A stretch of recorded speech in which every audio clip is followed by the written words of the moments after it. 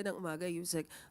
Congressman Pulong Duterte questions the motive behind the filing of impeachment case against the president. He said that the lawyer who filed the impeachment against PBBM is the same lawyer who represented the First Lady in this disbarment case against Attorney Glenn Chong. May we have your comment on that? Unang-una po, gusto natin ipabatid na ang Pangulo po at ang administrasyon na ito ay hindi po eksperto sa paggawa ng intriga at hindi eksperto sa pagplanta ng ebidensya.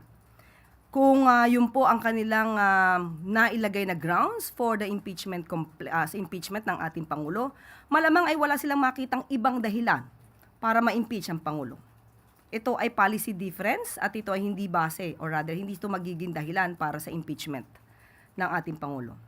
Kung ang sinasabi niya ay ang nagsampa raw ng kaso ay abogado na nag-represent kay unang ginang or First Lady Liza Marcos, yan po ay walang katotohanan.